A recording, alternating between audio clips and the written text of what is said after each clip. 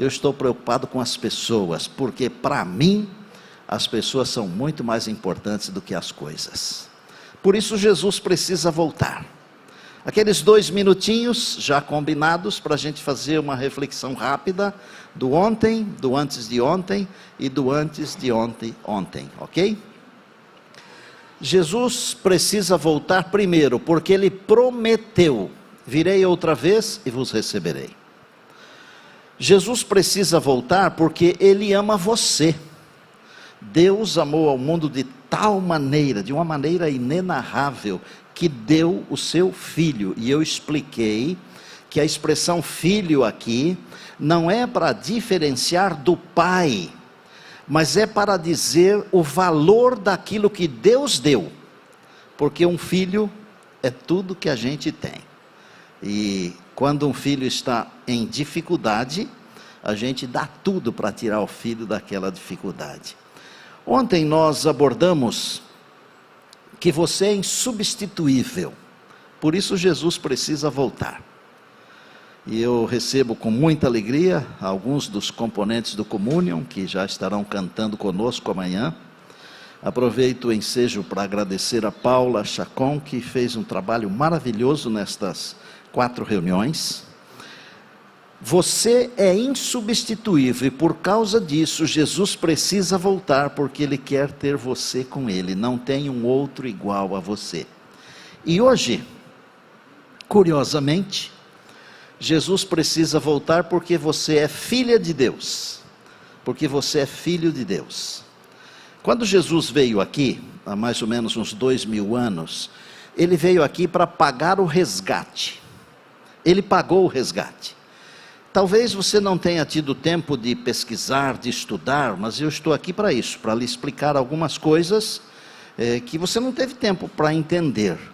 Quando Jesus lá na cruz gritou: está consumado, a expressão em grego é tetelestai, e tetelestai significa dívida paga por completo. Glória a Deus por isso, aleluia.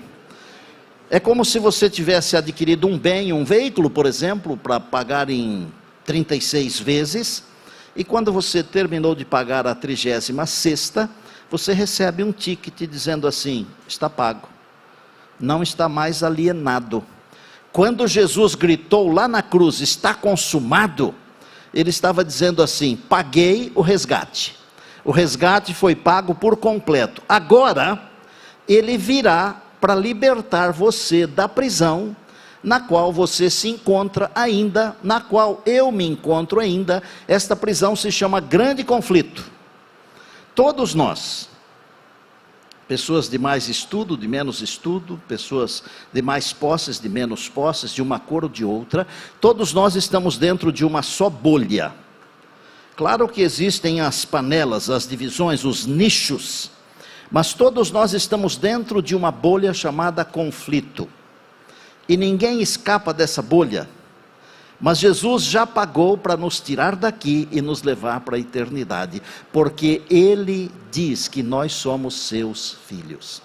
É o que nós vamos aprender hoje pela palavra, e com um verso só, como toda noite, para facilitar, para não esquecer, porque se falar aqui 20, 30 versos, vocês vão misturar todos e não vão se lembrar. Um só, para saber que você é filha de Deus, que você é filho de Deus. Vou começar contando uma história, para não perder o ritmo dos outros dias, das outras noites. Eu recebi há alguns anos no meu escritório um jovem que se dizia ateu. Uma das melhores maneiras de você conversar com as pessoas é demonstrar interesse naquilo que elas têm para dizer. Porque se você não demonstrar interesse, você já começa a perder o amigo na primeira conversa. E um casal o levou à igreja, um casal de amigos, e ele quis conversar comigo para expor os seus pensamentos, o seu raciocínio. E eu sou um homem de bastante paciência. Eu não tenho paciência com as coisas. Se elas não funcionam, eu quero trocar. Mas com as pessoas eu tenho muita paciência, graças a Deus. E ele foi lá, sentou e falou, argumentou, meia hora, 45 minutos, 1 hora, 1h30. E eu, ok. E nisso aqui, o que é que você pensa? Eu penso isso, papapá. E foi falando. E eu não contestei uma só declaração dele. Parece estranho, não é? Mas eu não contestei. Porque a nossa missão não é contestar as pessoas, porque cada um deve ser do jeito que quer. Você tem o direito de ser do jeito que você quer. E eu não tenho o poder, a autoridade para julgar você. Se você faz as coisas de um jeito diferente das que eu faço, do jeito diferente do que eu faço, o que é que eu tenho com isso? Isso é um assunto seu, é uma questão de idiosincrasia. Então, você é você e eu sou eu. Nós não somos iguais. Aprendemos isto ontem, porque nós somos insubstituíveis pelo fato de sermos únicos. E ele disse assim: o senhor não vai falar nada? O senhor não vai debater? Eu disse: não, eu acho que você é brilhante. Eu, se fosse seu professor, eu deixaria você falar no meu lugar. E com essa conversa, ele foi abrindo o coração. Eu falei: eu só queria fazer um pedido para você. Você gosta de ler? Ele disse: eu gosto, eu leio de tudo. Eu falei: não é para mudar de religião, mas você me prometeria ler um livro que eu escrevi? E ele disse: leio. Aí eu abri a gaveta, tirei um livro, é um livro de capa vermelha, ele se chama As Faces de Deus. Tem apenas, eu não estou fazendo propaganda aqui porque ele está esgotado, não tem mais. Ele tem apenas 8 capítulos, cada capítulo mostra uma das muitas faces de Deus. Olha, tem gente que acha que Deus é vingativo, que Deus é isso e aquilo. Não. Deus é misericórdia, é amor, é bondade. Deus é companheirismo. Deus é tudo de bom, gente. E ele disse: vou ler de ponta a ponta. Falei: e se você tiver interesse de bater um papo depois, o velhinho está aqui. Uns 15 dias depois, ele voltou lá. E disse: eu queria ter um encontro com o senhor. Talvez não demore tanto quanto o primeiro. Eu disse: será um prazer. Você leu o livro? Li. Quando ele chegou lá, ele me mostrou o livro. O livro estava todo rabiscado, marcado, sublinhado, anotado. E eu pensei comigo assim: ele sabe muito mais o que está escrito no livro do que eu escrevi. E eu disse assim: o que é que você quer falar comigo? Não contestei nada, não indiquei nada, apenas disse: o que é que você quer falar comigo? Sabe o que ele falou? Pastor, eu achava que era ateu, mas eu não sou ateu não. Esse Deus aqui que o senhor mostra aqui é o meu. E eu disse: você é muito bem-vindo à nossa comunidade. Ele disse assim: eu não apenas quero ser da sua comunidade, mas eu quero que o senhor me batize. E o Carlos André, foi um dos batismos que eu realizei assim, com extrema alegria. Por quê? Era alguém que achava que não queria nada com Deus, mas no fundo daquele coração tinha um pedacinho para Deus. E olha, pode saber de uma coisa: se você tiver só um pedacinho do seu coração para Deus, Ele vai ocupar aquele pequenino espaço ali, e um dia Ele tomará conta de todo o seu coração, e o seu coração será semelhante ao coração de Deus. Você que está acompanhando aí, já mandou o link? Se não mandou, manda para 5, tá? Nós vamos bater o recorde hoje, com a graça de Deus. Bom, vamos ler a Bíblia. Vocês trouxeram a Bíblia? Pode ser aqui, pode ser num tablet, pode ser também num smartphone, em qualquer lugar. Computador. Um verso apenas. Evangelho de Marcos, capítulo de número 5. Olha que coisa linda. Está na Bíblia. Não é conversa de um pregador, é conversa de Deus. Eu só vou ler um verso, mas eu explico toda a história para você. Verso 34 de Marcos capítulo 5, diz assim: e ele lhe disse, esse ele aqui é Jesus, e o lhe é a mulher que tinha uma doença há 12 anos, hemorragia. O texto diz assim, e ele lhe disse, prestem muita atenção, filha, primeira coisa. Segunda coisa, a tua fé te salvou. Terceira coisa, vai-te em paz. E quarta, fica livre do teu mal. Eu pensei até em dizer que é 4 por 1, mas não é, é muito mais do que isso. Mas quando você pede uma coisa para Deus, aqui está dizendo que Ele dá 4. Ela pediu cura, e o que Ele deu? Primeira coisa que Ele deu, preste atenção, Ele deu autoestima. Por quê? Porque uma mulher que tem uma hemorragia ininterrupta por 12 anos, ela perde a autoestima. E não é só a mulher, não. O homem também, quando fica enfermo por muito tempo, ele começa a entrar em parafuso também.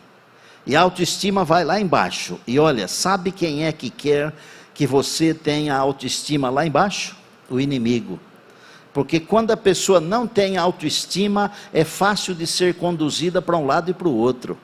Mas quem tem autoestima tem princípios, não é conduzido como se fosse gado, por exemplo, que é uma palavra muito comum no nosso país, especialmente esses dias atrás aí. Não estou fazendo referência à política, estou usando uma figura de linguagem. Filha, autoestima, estima lá em cima. Eu brinco até porque, como o meu nome é Neumoel Estina, eu tenho um problema de excesso de autoestima, não é? Mas tudo bem. Aquela mulher tinha perdido a sua autoestima. E eu acho que ela havia perdido também a família. Eu acho que ela havia perdido também os amigos. E quer saber? Pela lei, ela não podia ter contato com pessoa nenhuma, especialmente entre os judeus, porque ela era considerada imunda. Imaginem a situação de uma pessoa assim. E a primeira coisa que Jesus falou para ela foi chamá-la de filha. Hoje de noite, Jesus está chamando você de filho e filha. Que tal? Filha, filho. Você é um filho de Deus, está escrito aqui na palavra de Deus. Foi Deus quem a chamou de filha. Isso quer dizer que Ele chama você de filha, Ele chama você de filho. Glória a Deus por isso. Você que está acompanhando aí, eu não sei em que cidade você está, em que local você está, se está em casa, se está numa igreja, mas hoje Deus está chamando você de filha, está chamando você de filho. O mundo pode desprezar você, a família pode desprezar você, a empresa pode desprezar você, e às vezes até a própria igreja pode desprezar você. Mas Deus reconhece você como filha, como filho. E aquela mulher, querendo ou não, ela representava um trapo, nada mais. Mas para Deus, não importa a situação onde você está, não importa o lugar onde eu estou, não é, Benê? O que importa é que Deus olha para mim e Ele me chama de filho, Ele chama você de filha.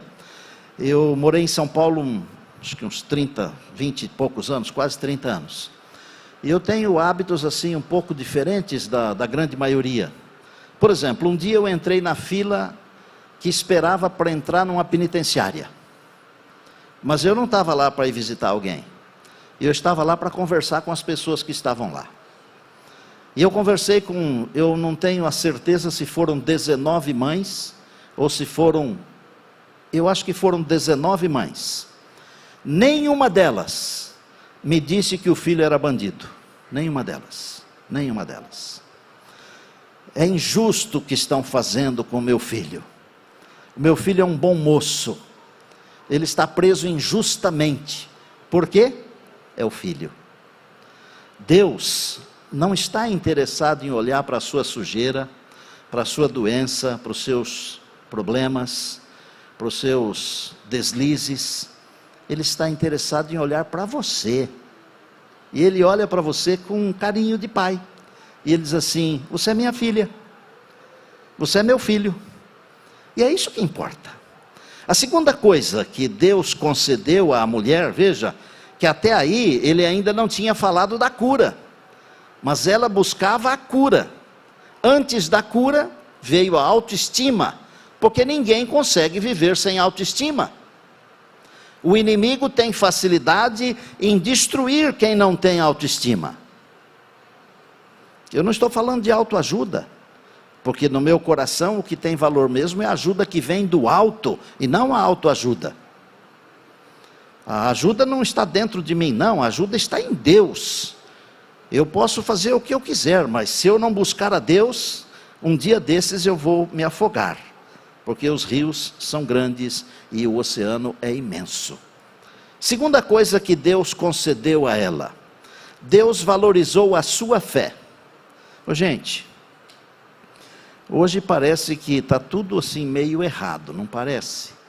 Parece que o que presta não presta, e o que não presta, presta. Parece que o certo é o errado, e o errado é o certo, ou eu estou errado. É mais ou menos isso, não é? A fé, muitas vezes é abandonada por causa de tantas narrativas, de tantas mentiras, de tanta corrupção. Mas Jesus valorizou a fé, porque aquela mulher, ela não foi fácil para ela chegar até Jesus, viu? Foi trabalhoso, foi trabalhoso. A Bíblia diz que uma multidão comprimia Jesus. Eu sei que alguns de vocês aqui já foram a São Paulo, a capital do estado de São Paulo. Nós temos lá o metrô, e temos gente aqui de São Paulo, né? É uma delícia quando sexta-feira à tarde, 5 da tarde mais ou menos, você tem que entrar no metrô da Praça da Sé. Não é bom mesmo? Não precisa dar passo, né? É excelente. Lá eles têm um negocinho que parece que é de boi passar, assim, sabe? Aquela coisa onde o boi entra para ser vacinado. Uns negócios assim de alumínio. E aí todo mundo fica aqui parado, comprimido assim, parece lata de sardinha. Aí o trem para ali, abre a porta ali. Você não precisa dar passo nenhum. Você entra no metrô sem dar passo. E sai também sem dar passo. A multidão estava assim, ao redor de Jesus. E a mulher teve que chegar perto dele, porque ela pensava assim, se eu tocar na roupa dele eu saro. Olha a fé. E Jesus então valorizou a fé dela. Sem fé, prestem atenção, é impossível agradar a Deus. E o que é fé? Paulo diz em Hebreus que a fé é a certeza das coisas que se esperam e a convicção de fatos que se não veem. Isso é fé. E nós temos fé que Jesus em breve virá. E o que é que o povo de Deus diz? Amém. Jesus precisa voltar. Jesus precisa voltar porque nós somos seus filhos e filhas, amém? A terceira coisa que Deus concedeu a ela foi dar paz. A paz é uma das primeiras coisas que vai embora quando a gente tem dificuldades, especialmente quando é uma doença incurável.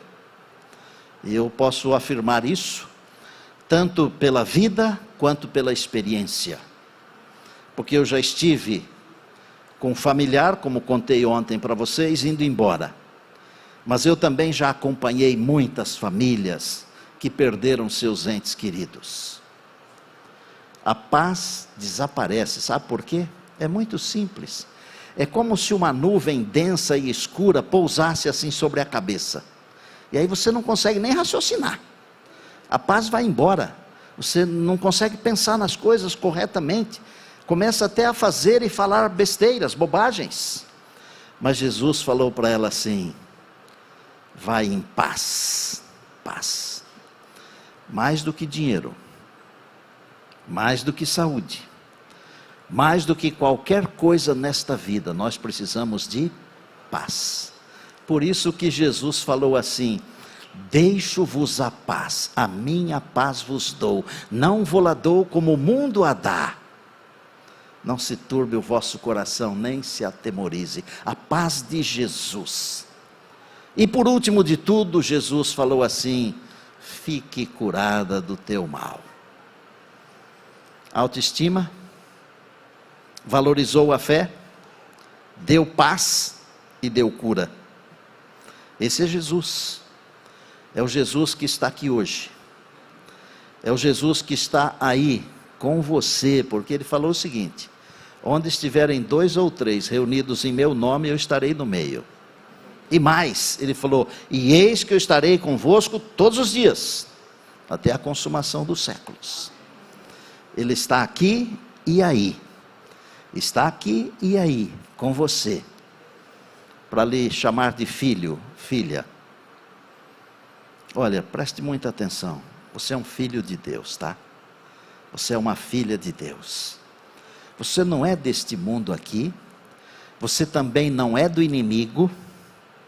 E você também não é do reino do inferno. Você é de Deus.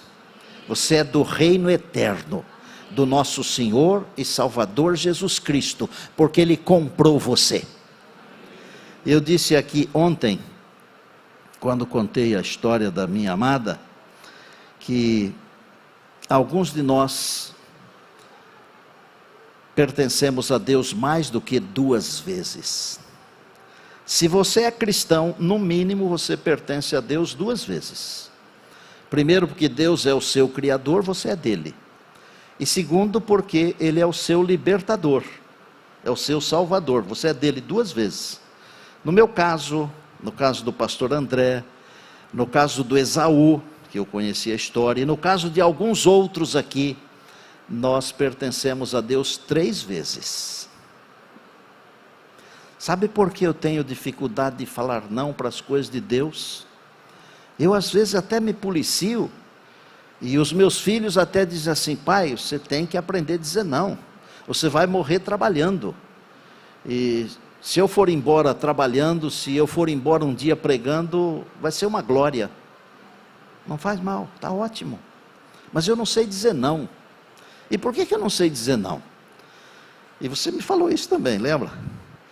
Eu não sei dizer não porque quando eu propus para Deus levar a minha vida e não da minha esposa, e Ele aceitou não levar a minha esposa, Ele me deixou viver. Eu não sei por quanto tempo Ele planejou me deixar viver mais. Como é que eu posso dizer não para Ele, para as coisas do reino de Deus? Não posso. Eu gostaria que você tivesse essa consciência. Você também pertence a Deus, você é um filho de Deus, uma filha de Deus. Não diga não para Deus. Não diga não. Jamais diga não para Deus, jamais. Você pode dizer não para quem você quiser, mas não diga não para Deus, sabe por quê? Você pertence a Ele pelo menos 2 vezes. 2 vezes. Eu quero terminar hoje contando uma história também incrível. E depois nós teremos o batismo. E nós vamos continuar na presença de Deus, vamos fazer um apelo no final. Espero que você tenha mandado o link para os seus amigos dessa live. E espero que muitos aceitem Jesus nesta noite como nosso Pai, nosso Salvador, que é isso que importa. O resto não significa nada, gente. Tudo o resto vai ficar aqui. Mas quem aceitar Jesus como Salvador vai com Ele para a vida eterna. É vida que começa, mas não acaba. Esse é o assunto da quinta-feira, mas já estou adiantando para você. Faz alguns anos, não muitos, aconteceu um episódio numa cidade chamada Arapiraca, e tudo começou quando uma menina de 10, 12 anos foi sequestrada, e depois ela apareceu morta num canavial. O pai dessa menina é legista, é amigo meu, se chama Marlos. Não sei se alguém aqui o conhece. E ele teve que fazer a autópsia da própria filha. Olha só. E aí fica tudo aquele clima, aquela coisa. O que aconteceu com ela? Que a mãe entrou em parafuso. E a mãe tomou a decisão de colocar fim à vida. Uma noite, 3 horas da manhã, ela pegou a chave do carro e tensionava sair pela estrada e bater de encontro a um caminhão, jogar num precipício ou coisa dessa natureza. E quando ela foi abrir a porta, a televisão estava ligada. Disse-me ela e o marido dela que naquela hora o pregador disse assim: se você está pensando em botar fim à sua vida, não faça isso. E repetiu 3 vezes: não faça isso, porque Deus tem um propósito, Deus tem um plano. E ela voltou, sentou no sofá, terminou de assistir o programa, e no dia seguinte o marido dela me ligou, me contou essa história, e aí nós criamos uma amizade. E ele muitas vezes: pastor, vem aqui a Arapiraca, fazer um fim de semana e tal. E finalmente chegou o dia de eu ir lá. E eu preguei esse assunto aqui desta mulher que estava com hemorragia e foi curada. E no final do sermão, eu tinha levado comigo uma vestimenta que os mestres em Israel eles usam, que a gente chama de talit. É uma roupa bonita, desenhada, com cores e tal. E que eu penso que Jesus também usava, porque ele era um mestre. As pessoas o chamavam de rabi. E os mestres daquele tempo, eles usavam uma vestimenta superior. Tanto é que na Santa Ceia a Bíblia diz que Jesus despiu-se dessa vestimenta. Eu estou falando tudo que está embasado na palavra, não estou inventando nada aqui. E a mulher tocou na vestimenta de Jesus, e eu levei comigo esse talit e eu fiz um apelo. E chamei um moço que estava, um senhor, jovem senhor, que estava no auditório, e coloquei o talit sobre ele, e disse: olha, a vestimenta não é esta, mesmo que fosse esta a vestimenta de Jesus, ela não teria poder nenhum, porque o poder não está na vestimenta, nem na doutrina, nem nisso, nem na igreja, nem naquilo. O poder está em Jesus. Agora, o Jesus que curou a mulher está aqui. E eu posso falar isso. Se tiver tempo, uma noite dessas, eu vou contar uma experiência que eu tive no Mar da Galileia, quando eu senti a presença de Jesus, de maneira tão forte que eu não tive coragem de virar o rosto para vê-lo. E eu tenho convicção que ele está aqui agora. E o moço foi à frente, eu pus o talit sobre ele, e ele começou a tremer, suar, começou a sorrir, começou a chorar, e ele é maior do que eu, e eu assim com medo de que acontecesse alguma coisa, eu fui perto para, se acontecesse alguma coisa, nós íamos cair os dois certamente, né? Porque eu não ia conseguir segurá-lo, grandão. A hora que eu terminei a oração, ele falou para mim assim: pastor, eu fui curado. Aí eu falei: mas como assim? Ele falou: o senhor não conhece a minha história não? Eu falei: mas você foi curado do quê? Ele falou: eu faço um tratamento de câncer na bexiga e no testículo, no Einstein, em São Paulo. Uns dias depois começou a pandemia. Ele não pôde ir para São Paulo. Lembra que não podia entrar em avião, essas coisas? Não pôde. Ficou uns 8 meses sem ir ao Einstein. É uma família que tem condições. Mas ele cria que havia sido curado. Uns 8 meses depois, a esposa falando, foram lá no Einstein. Fizeram todos os exames. Eu vi os exames. Eu não sei ler exames, mas eu sei o que está escrito no final. Isso eu sei.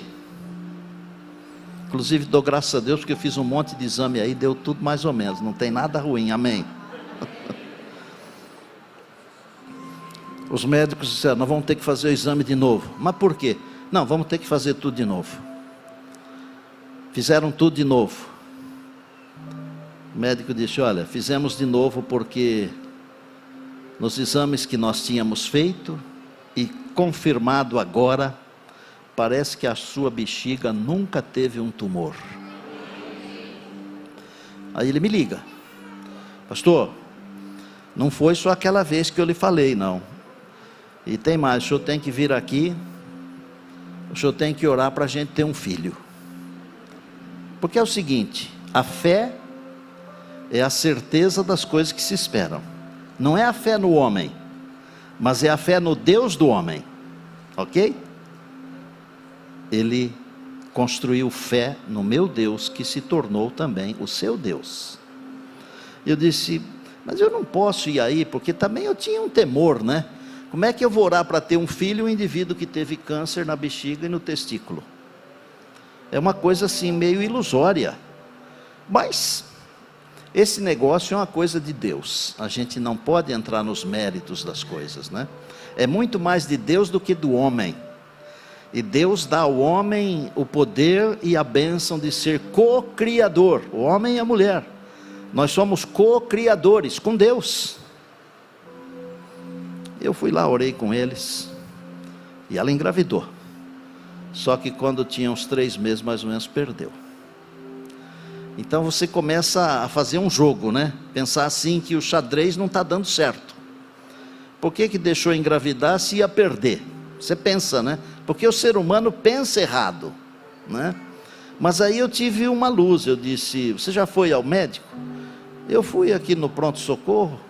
Falei, não, procura uns 2, 3 médicos aí bons, porque certamente algum deles vai dizer que normalmente o primeiro filho existe uma probabilidade mínima de se perder. Vocês entendem o que eu estou falando ou não? Tem alguém aqui, não precisa levantar a mão, mas tem alguém aqui que aconteceu isso? Tem, já vi pela reação. Às vezes perde o primeiro. Fez os tratamentos e daí a pouco, pastor, agora é sério. Vou terminar a história dizendo o seguinte. Faz umas poucas semanas, minha esposa e eu saímos lá do Canadá. E nós fomos até Maceió, a capital das Alagoas, porque a irmã dele mora em Maceió. E na igreja da irmã dela, nós tivemos a alegria de fazer a dedicação do bebê. E em seguida, fomos lá para Arapiraca, onde eles fizeram uma festa, não só de coisas para comer, mas onde fizeram uma festa de adoração e louvor ao nosso Deus. E olha, se alguém quiser conversar com eles, eu posso criar um contato para alguém conversar, porque às vezes a pessoa assim, mas isso é muito grande para ser verdade. Se não fosse verdade, eu não teria coragem de vir de tão longe para contar isso para vocês. Não teria, porque eu não ganho nada para fazer isso. Eu faço isso por amor a vocês, para vocês saberem que o Deus que nos chama de filho e filha, Ele tem o prazer de cuidar das nossas coisas. Eu não sou um intelectual na área de finanças, eu não sou, embora tenha feito contabilidade antes de fazer teologia.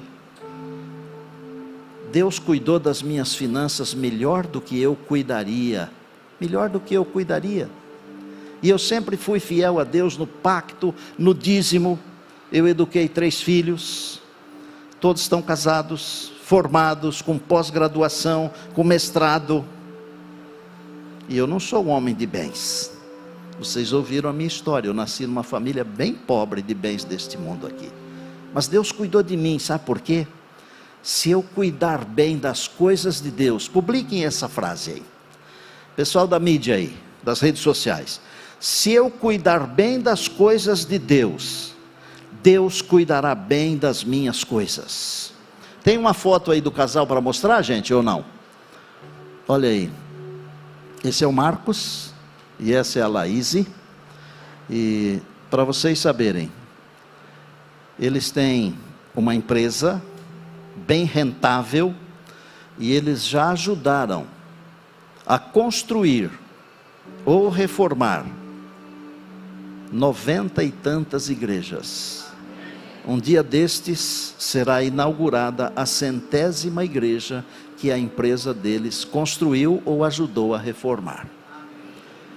Deus nos chama de filho e filha, mas Ele não apenas chama, gente, Ele prova que é nosso Pai, Ele prova que somos seus filhos. E nesta hora eu queria dizer para você o seguinte: é hora de você olhar para Deus e reconhecê-lo como seu Criador, e reconhecê-lo como seu Salvador. E se você já passou pelo fundo da agulha, com um pé já lá na cova, então é tempo de você reconhecer que Deus é 3 vezes o seu Pai, e que você pertence a Ele 3 vezes. Não diga não para Deus. Diga não para as drogas, para as bebidas, para as imundícies que tem nesse mundo, diga não para a corrupção, para a mentira, para os pecados, mas para Deus você tem que dizer sim. Jesus fala assim: eu estou à porta, eu bato, se alguém abrir, eu vou entrar. Hoje de noite, nós vamos ver aqui uns batismos. Eu peço aos pastores que adentrem o batistério, e à medida em que adentram ao batistério aqui, eu convido você que tem batismo aí no seu auditório para entrar no batistério.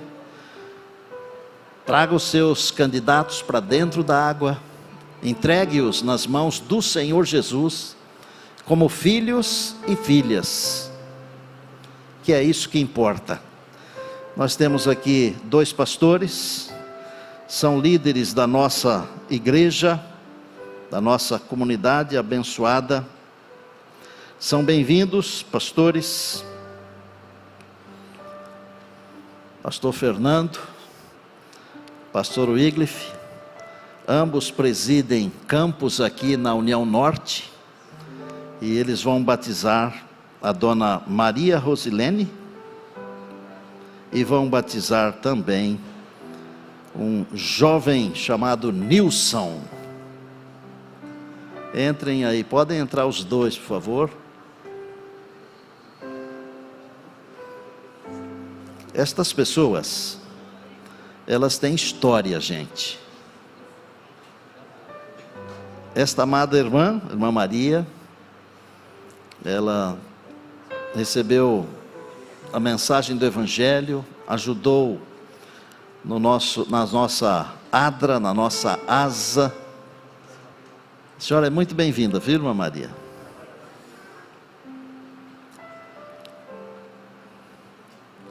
Bem-vindo, Nilson. Aqui é sua casa. Eu fiquei sabendo que quando você era garoto, não deixaram você seguir a Jesus, mas agora que você é um adulto, você pode escolher. E nós, os pastores e também a igreja, nós recebemos vocês como membros da família, com a maior alegria. E nesse momento, Deus tem lá no céu um livro que é chamado de Livro da Vida. O nome de vocês está sendo escrito lá. Deus está concedendo a vocês a vitória sobre o pecado e também o perdão. O batismo é também o símbolo da lavagem do pecado. E tanto o pastor Wycliffe quanto o pastor Fernando vão batizar vocês agora. E eles vão seguir a ordem de Jesus, o nosso mestre. E eles vão fazer isso com extrema alegria. Em nome do Pai, do Filho e do Espírito Santo. Amém.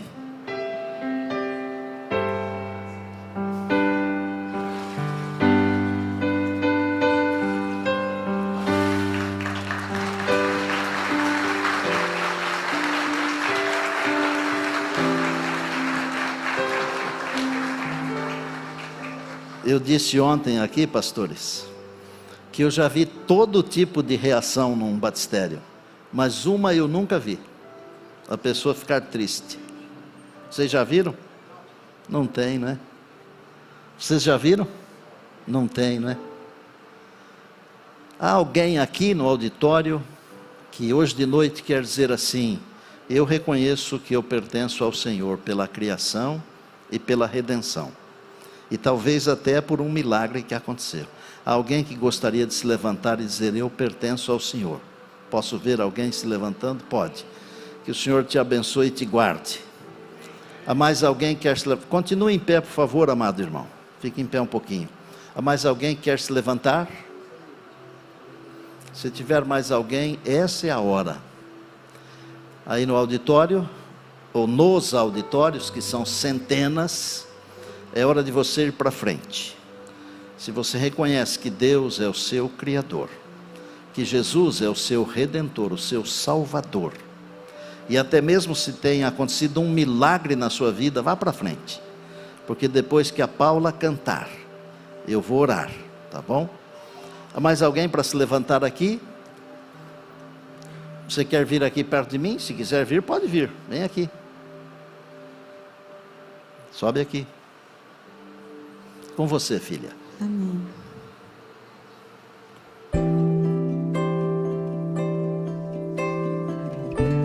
É isso, é sobre isso.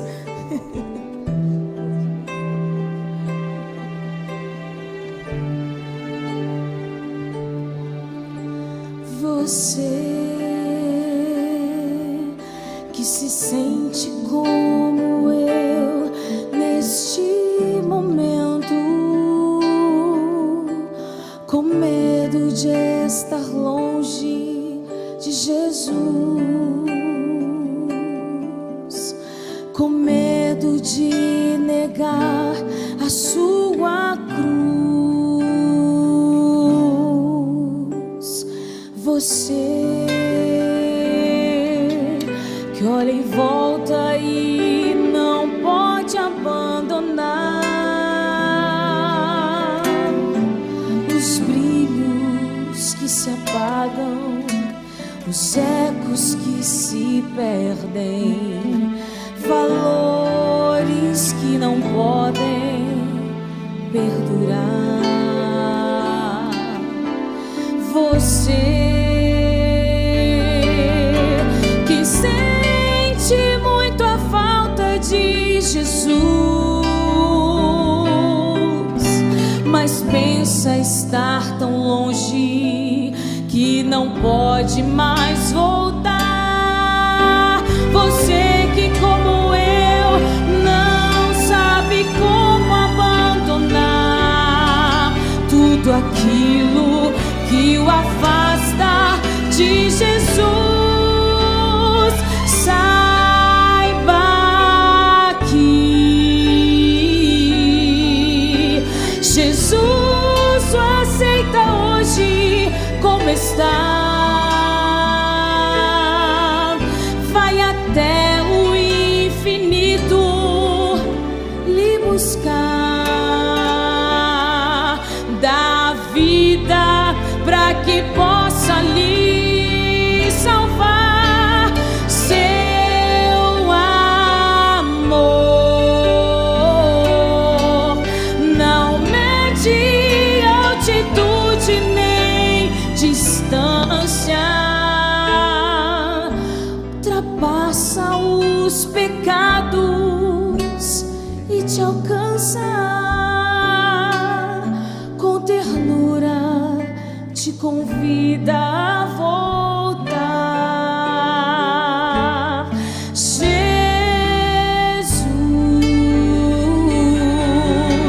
é a paz, é o amigo mais sincero. Com ele a vida sempre toma o rumo certo. Com ele as dores já não doem tanto assim.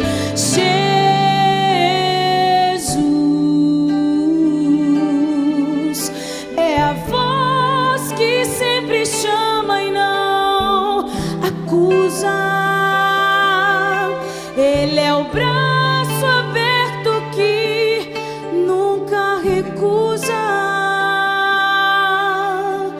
Ele é o peito onde você vai se encontrar.